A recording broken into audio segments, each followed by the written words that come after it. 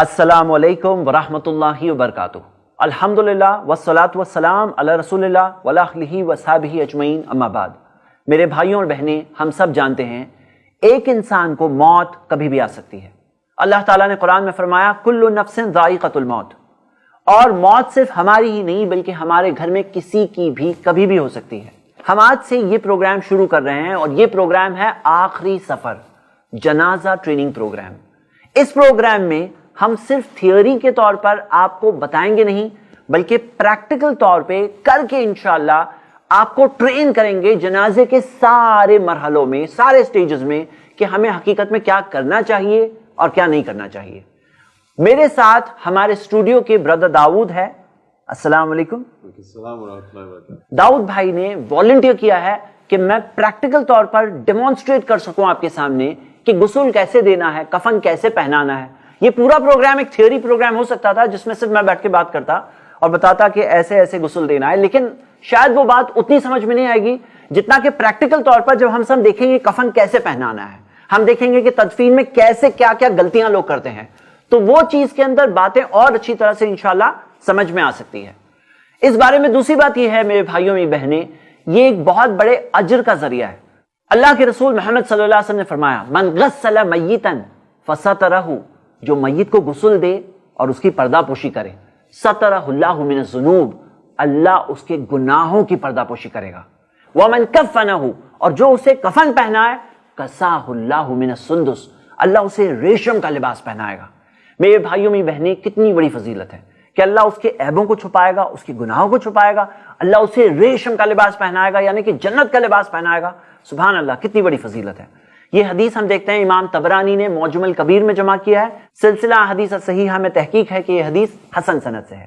اور اللہ کے رسول صلی اللہ علیہ وسلم نے فرمایا من غسل میتا فکتم علیہ، جو میت کو غسل دے اور اس کے عیبوں کو چھپائے، اس کی پردہ پوشی کرے، اللہ کے رسول صلی اللہ علیہ وسلم نے فرمایا غفر اللہ لہ 40 مرہ، اللہ اسے 40 بار معاف کرے گا، 40 ٹائمز، 40 بار اللہ تعالیٰ اس شخص کو معاف کرے گا۔ کتنی بڑی فضیلت ہے۔ یعنی کہ علماء نے بتایا ہے کہ اس کے 40 گناہ اللہ تعالیٰ معاف کرے گا۔ کیوں؟ کیونکہ اس نے ایک میت کو غسل دیا، اس نے ایک میت کو کفن پہنایا۔ اللہ کو یہ عمل اتنا پسند ہے کہ اللہ اس کے 40 گناہوں کو معاف کرے گا۔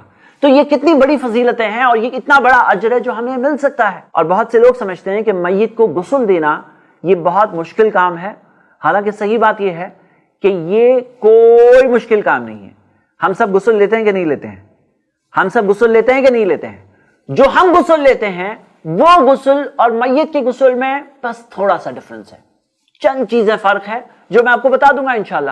جو ہم غسل لیتے ہیں تو ہمیں خود پتا ہے، ہم انشاءاللہ آسانی سے دے سکتے ہیں، بلکہ میں آپ کو ایک بات کہوں گا کہ صحیح طریقے سے کرنا کوئی مشکل نہیں ہے۔ ہاں، غلط طریقے سے کرنا بہت مشکل ہے، جس کے اندر بہت سی غلط باتیں ہوتی ہیں، جو غلط باتیں آپ کو نہیں سکھائی جائے گی۔ اور یہاں پہ ہمیں ملتی ہے ایک اور وجہ، ہمارے معاشرے میں جہاں علم کی کمی ہے، دیکھا جاتا ہے کہ مرنے کے بعد سے لے کر تدفین کے بعد کے سٹیج تک ایسے کئی سارے کام ہیں جو لوگ کر رہے ہیں، لیکن جو نہ قرآن میں ہے، نہ حدیث میں ہے، نہ کسی دلیل سے ملتی ہے، قرآن و حدیث میں کہیں نہیں ہے۔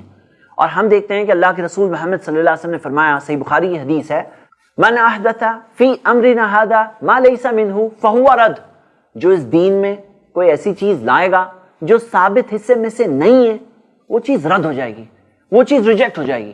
تو میرے بھائیوں میری بہنیں، کیا ہم یہ چاہتے ہیں کہ ہماری یہ عبادتیں، ہمارے یہ کام سب ریجیکٹ ہو جائیں؟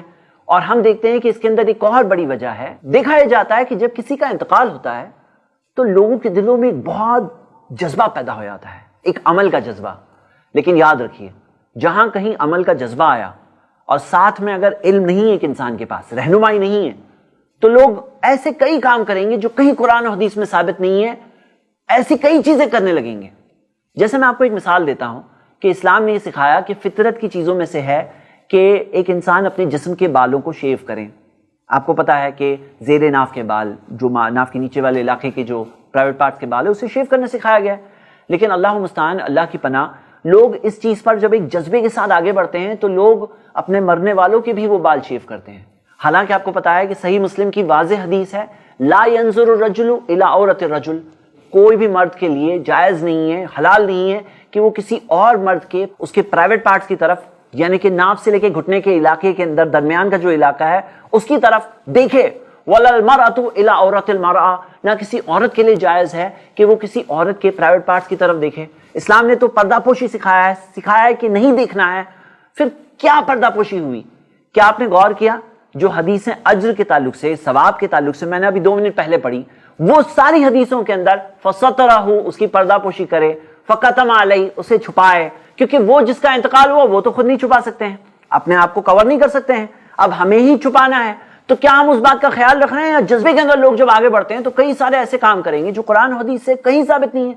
کہاں قرآن و حدیث میں کہا گیا ہے کہ کسی کا انتقال ہو جائے تو اس کے ان بالوں کو شیو کرو؟ ایک مثال ہے، مجھے پتا ہے سننے میں اچھا نہیں لگتا، لیکن فیکٹ یہ ہے نا میرے بھائیوں میری بہنیں کہ ایسی کئی چیزیں ہمارے معاشرے میں ہو رہی ہیں، اور ہم سب انشاءاللہ بہت آسانی سے یہ چیزوں کو روک کر ایسے کام کر سکتے ہیں جو قرآن و حدیث سے جن کا ثبوت ملتا ہے، جن کی دلیل ملتی ہے۔ وہ کرنے کے لیے ہمیں پہلے علم حاصل کرنا ہوگا۔ تو میں آپ سب کو ابھارتا ہوں کہ میرے ساتھ اس کورس میں اچھی طرح سے جڑے رہیں، یہ ساری کی ساری ویڈیوز کو بہت غور سے دیکھیں۔ انشاءاللہ ہم آپ کے سامنے نہ صرف تھیوری، نہ صرف پریکٹیکل، لیکن ساتھ ساتھ میں انشاءاللہ یہ ساری آیات احادیث ٹیکسٹ میں بھی آپ کے سامنے لائیں گے، تاکہ آپ کے سامنے یہ مسئلہ پوری طرح سے واضح ہو۔ انشاءاللہ اس پورے کورس کے دوران صحیح طریقہ قرآن و حدیث کے دلیل کے ساتھ آپ کو بتایا جائے گا، لیکن ساتھ ساتھ میں غلط چیزیں بھی بتائی جائے گی۔ اب آپ کہیں گے غلط چیزیں کیوں بتائی جائے گی؟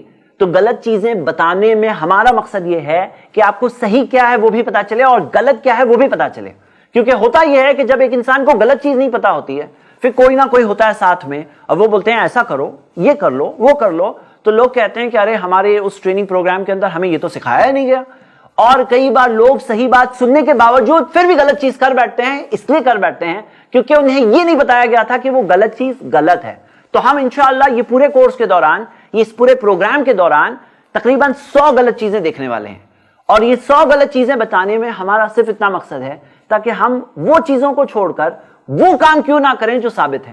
ہوتا کیا ہے کہ انسان کے اندر جذبہ لمیٹڈ ہے، اور جب ایک انسان نئی نئی چیزیں کرتا ہے تو کچھ نہ کچھ سنت سے ثابت چیزیں ہاتھ سے چھوٹ جاتی ہیں۔ ایک اور بہت بڑی بات یہ ہے کہ جن کا انتقال ہو رہا ہے ان کو اچھا خاتمہ ملے، اس چیز میں آس پاس والے کئی بار ایک بہت بڑا ذریعہ بن سکتے ہیں۔ صحیح بخاری کی حدیث ہے، پیارے نبی محمد صلی اللہ علیہ وسلم نے فرمایا انما الاعمال بالخواتیم، اعمال کا دار و مدار خاتمے پر ہے۔ جب خاتمہ اچھا ہوگا تو وہ عمل اچھا شمار کیا جائے گا، اگر خاتمہ برا ہوگا تو وہ عمل برا شمار کیا جائے گا۔ مطلب ہمارے سارے اعمال کا، ہماری پوری زندگی کے حساب کا جو دار و مدار ہے وہ خاتمہ ہے۔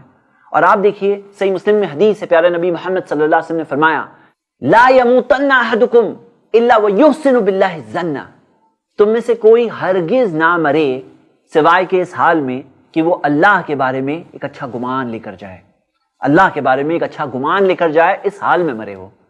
میرے بھائیوں میری بہنیں، کتنی بار ایسا ہوتا ہے کہ آس پاس والے اس مرنے والے کے ذہن میں کتنی غلط باتیں ڈال دیتے ہیں، اسے کتنی ساری غلط باتیں کہتے ہیں، بولتے ہیں کتنا برا ہوا، نوجوان آدمی، آج اس کا انتقال ہو رہا ہے۔ اب یہ بات سن کر کے اس مرنے والے کے ذہن میں اگر آ گیا کہ ہاں میرے ساتھ بہت برا ہو رہا ہے، کون کر رہا ہے؟ اللہ کر رہا ہے۔ کیا اللہ کسی کے ساتھ برا کرتا ہے؟ اللہ کسی کا برا نہیں کرتا۔ اللہ کے ناموں میں سے ایک نام ہے البر۔ البر کا مطلب ہے صرف اچھا کرنے والا۔ اللہ تو صرف اچھا کرنے والا ہے، اللہ کسی کا برا نہیں کرتا۔ تو یہ خیال اگر کسی کے دل میں آیا ہاں میرے ساتھ برا ہو رہا ہے، تو پھر کیا ہوا؟ اللہ کے رسول محمد صلی اللہ علیہ وسلم نے فرمایا کہ اللہ اس بندے کے ساتھ ویسا ہی کرے گا جیسا کہ اس نے اللہ کے بارے میں سوچا۔ ان ظن بی خیرا فلہ وان ظن بی شرا فلہ، کہ اگر وہ میرے بارے میں، بندہ اللہ کے بارے میں اچھا سوچے تو اللہ اس کے ساتھ اچھا کرے گا، اور اگر بندہ اللہ کے بارے میں برا سوچے تو اللہ اس کے ساتھ برا کرے گا۔ تو میرے بھائی اور بہنیں، یہ آس پاس والے جو ہوتے ہیں نا، جن کے پاس کئی بار جب علم نہیں ہوتا تو ہمدردی میں ایسی کئی غلط باتیں کہہ جاتے ہیں۔ تو ہمارے اس پروگرام کا ایک بڑا مقصد یہ ہے کہ مرنے والوں کا صحیح اکرام کیا جائے، ویسا اکرام کیا جائے جیسا کہ کرنا چاہیے، تاکہ انہیں ایک اچھا خاتمہ مل سکے اور مرنے کے بعد بھی انہیں کئی سزاؤں سے بچایا جا سکے، جیسا کہ ہمیں قرآن و حدیث کے کئی دلائل میں بات ملتی ہے۔ اس موضوع کو سٹڈی کرنے میں کیا مقصد ہونا چاہیے؟ میں نے آپ کے سامنے 3 بنیادی باتیں رکھی ہے۔ پہلی بات یہ ہے کہ ہم سب کو بہت اجر اور ثواب مل سکتا ہے۔ دوسری بات یہ ہے کہ ہم بہت ساری چیزیں جو ہمارے معاشرے میں ہو رہی ہے، بہت ساری غلط چیزیں ہو رہی ہے، انہیں روک کر ان کی جگہ پر صحیح چیزوں کو لا سکتے ہیں۔ اور تیسرا مقصد یہ ہے کہ مرنے والے کا صحیح طور پر اکرام کرنا۔